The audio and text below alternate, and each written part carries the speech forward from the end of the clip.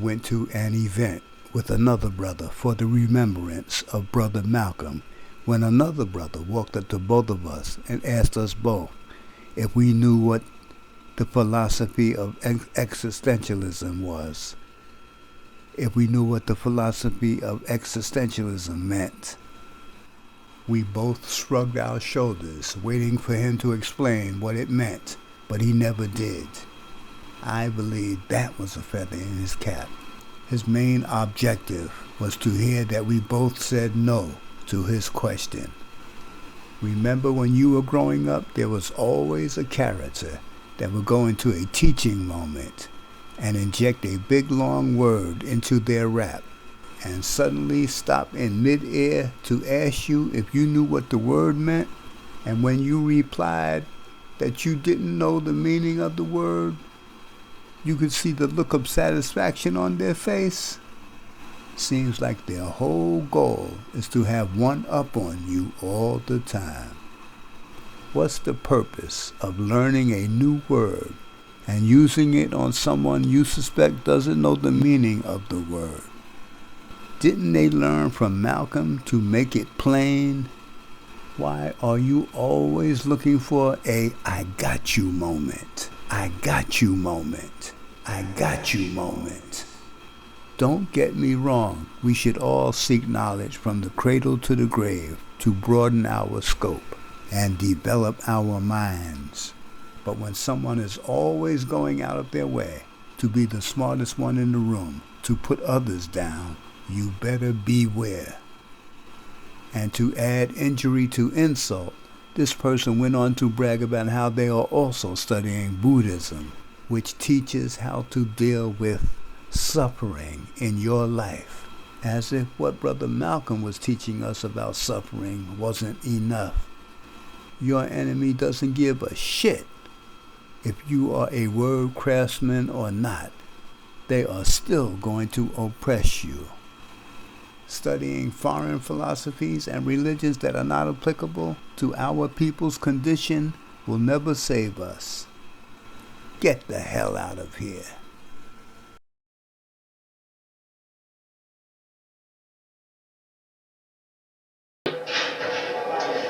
Mankind's destiny is an effort to regain paradise.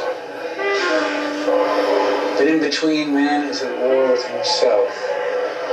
With his primitive aggression, man has only two alternatives: to turn the aggression outward and destroy others. The other is to turn the aggression inward and destroy himself.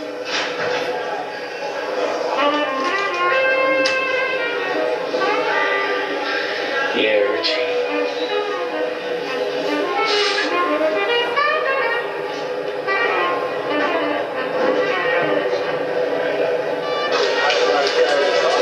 What's the name of this cat? Camus, he's a famous French writer. He's what they call an existentialist. A what? Existentialism. It's a philosophy, a way of life. It says you live free of the rules. You make up your own, but you gotta be willing to pay the tab for it. Yeah? Cat like us, huh? You mean all this time, all this stuff I've been doing's got a fancy name like that? Man, I'm coming up in the world. What's it called? Existentialism. Listen, this is Caligula, the big-time Roman emperor. He says, the world has no importance. Once a man realizes that, he wins his freedom. Now, that's one of the main points of the philosophy. No shit. Ah, you dum-dum. This is what you ought to be getting your head into. See, that's the trouble with you people. You spend too much time on your animal instincts instead of developing your mind. Yeah, well, when you're in the jungle, baby, I figure it's your instincts that count. The jungle is right. Hey, Juan, I guess I carry your gun.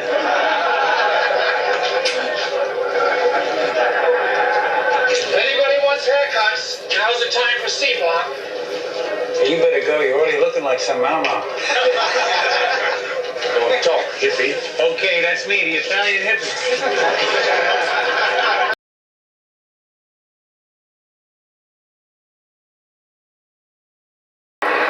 You make my point. That as long as a white man does it, it's all right. A black man is supposed to have no feelings.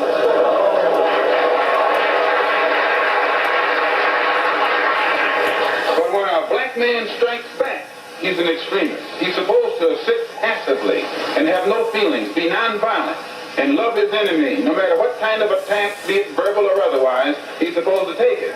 But if he stands up and in any way tries to defend himself, then he's an extremist.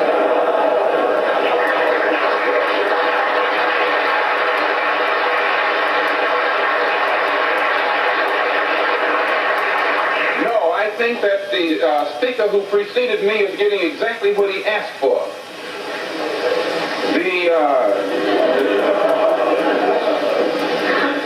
My reason for believing in extremism, intelligently directed extremism, extremism in defense of liberty, extremism in quest of justice, is because I firmly believe in my heart that the day that the black man takes an uncompromising step and realizes that he's within his rights, when his own freedom is being jeopardized, to use any means necessary to bring about his freedom or put a halt to that injustice, I don't think he'll be by himself. I live in America where there are only 22 million blacks against probably 160 million whites. One of the reasons that I'm in no way reluctant or hesitant to do whatever is necessary to see that black people do something to protect themselves, I honestly believe that the day that they do, many whites will have more respect for them, and that there will be more whites on their side than are now on their side with these little wishy-washy love thy enemy approach that they've been using up to now. And if I'm wrong, then you're a racialist.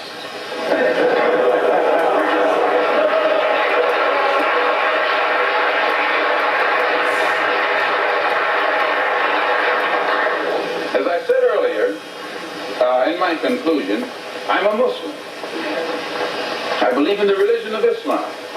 I believe in Allah. I believe in Muhammad. I believe in all of the prophets. I believe in fasting, prayer, charity, and that which is incumbent upon a Muslim to fulfill in order to be a Muslim. In April, I was fortunate to make the Hajj to Mecca and went back again in September to try and carry out my religious functions and requirements. But at the same time that I believe in that religion, I have to point out I'm also an American Negro.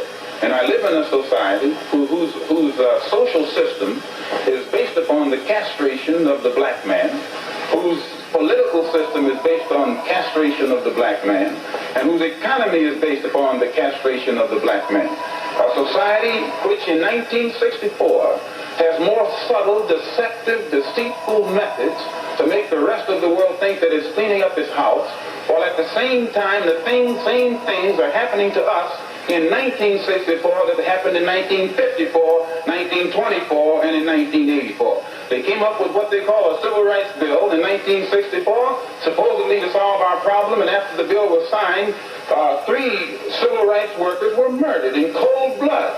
And the FBI, our head, Hoover, admits that they know who did it.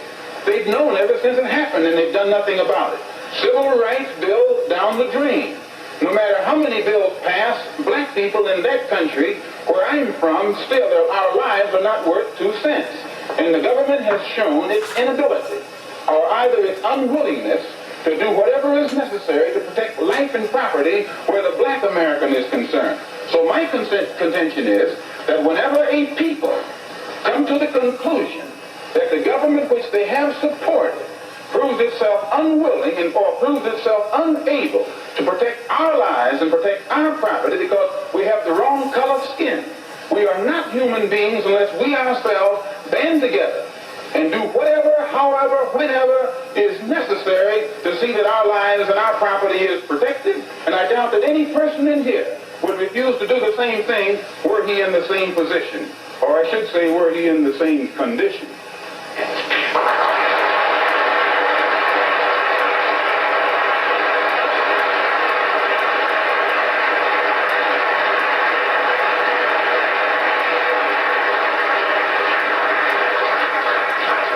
One step farther to see am I justified in this stand. And I say, I'm speaking as a black man from America, which is a racist society. No matter how much you hear it talk about democracy, it's as racist as South Africa, or as racist as Portugal, or as racist as any other racialist society on this earth. The only difference between it and South Africa preaches separation and practices separation. America preaches integration and practices segregation. This is the only difference. They don't practice what they preach. Whereas South Africa preaches and practices the same thing. I have more respect for a man who lets me know where he stands, even if he's wrong, than the one who comes up like an angel and is nothing but a devil.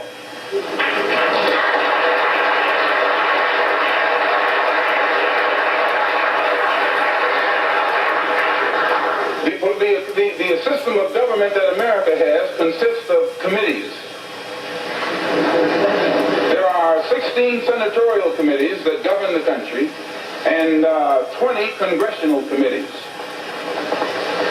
10 of the 16 senatorial committees are in the hands of Southern racialist senators who are racialists. 13 of the 20, this was before the last election. I think it's even more so now. 10 of the 16 committees, senatorial committees, are in the hands of senators who are Southern racialists. 13 of the 20 congressional committees were in the hands of Southern congressmen who are racialists, which means out of the 36 committees that govern the foreign and domestic direction of that government, 23 are in the hands of Southern racialists, men who in no way believe in the equality of man, and men who do anything within their power to see that the black man never gets to the same seat or to the same level that they are on. The reason that these men from that area have that type of power is because America has a seniority system. And these who have that seniority have been there longer than anyone else because the black people in the areas where they live can't vote. And it is only because the black man is deprived of his vote that puts these men in positions of power that gives them such influence in the government beyond their actual intellectual or political ability, or even beyond the number of people from the areas that they represent. So we can see in that country that no matter what the federal government professes to be doing, the power of the federal government lies in these committees. And any time a black man or any kind of legislation is proposed to benefit the black man or give the black man his just due, we find that it's locked up in these committees right here. And when they let something through the committee, usually it is so chopped up and fixed up that by the time it becomes law, it's a law that can't be enforced. Well, another example is the Supreme Court desegregation decision that was handed down in 1954. This is a law. And this law, they have not been able to implement this law in New York City, or in Boston, or in Cleveland, or Chicago, or the northern cities. And my contention is that any time you have a country, supposedly a democracy, supposedly the land of the free and the home of the brave, and it can't enforce laws, even in the northernmost cosmopolitan and progressive part of it, that will benefit a black man, if those laws can't be enforced, or that law can't be enforced, how much heart do you think we will get when they pass some civil rights legislation which only involves more laws? If they can't enforce this law, they'll never enforce those laws. So my contention is that we are faced with a racialistic society, a society in which they are deceitful, deceptive, and the only way we can bring about a change is to talk the kind of language, speak the language that they understand. The racialist never understands a peaceful language. The racialist never understands the nonviolent language. The racialist, he's spoken his language to us for 400 years. We have been the victim of his brutality. We are the ones who face his dogs that tear the flesh from our limbs, only because we want to enforce the Supreme Court decision. We are the ones who have our skulls crushed, not by the Ku Klux Klan, but by policemen, only because we want to enforce what they call the Supreme Court decision. We are the ones upon whom water hoses are turned with pressure so hard that it rips the clothes from our backs. Not men, but the clothes from the backs of women and children. You've seen it yourself. Only because we want to enforce what they call the law. Well, anytime you live in a society supposedly based upon law, and it doesn't enforce its own law because the color of a man's skin happens to be wrong, then I say those people are justified to resort to any means necessary to bring about justice where the government can't give them justice.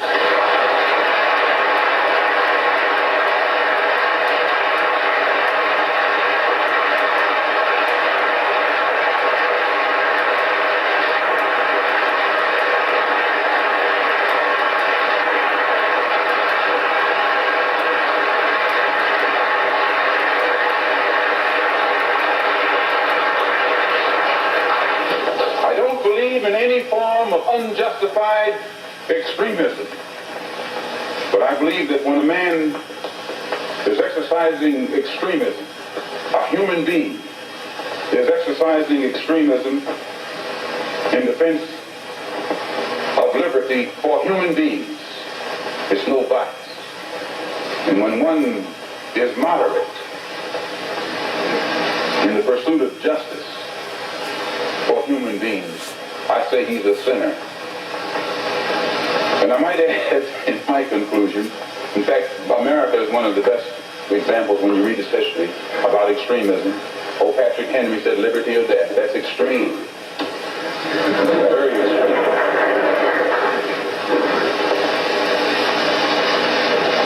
I read once, passingly, about a man named Shakespeare. I only read about him passingly, but I remember one thing he wrote that kind of moved me. He put it in the mouth of Hamlet, I think it was, who said, to be or not to be. He was in doubt about something. Whether it was nobler in the mind of man to suffer the slings and arrows of outrageous fortune, moderation, or to take up arms against the sea of troubles and by opposing, end them. And I go for that. If you take up arms, you'll end it. But if you sit around and wait for the one who's in power to make up his mind that he should end it, you'll be waiting a long time. And in my opinion, the young generation of whites, blacks, browns, whatever else there is, you're living at a time of extremism, a time of revolution, a time when there's got to be a change. People in power have misused it, and now there has to be a change, and a better world has to be built, and the only way it's going to be built is with extreme methods. And I, for one, will join in with anyone, don't care what color you are, as long as you want to change this miserable condition that exists on this earth. Thank you.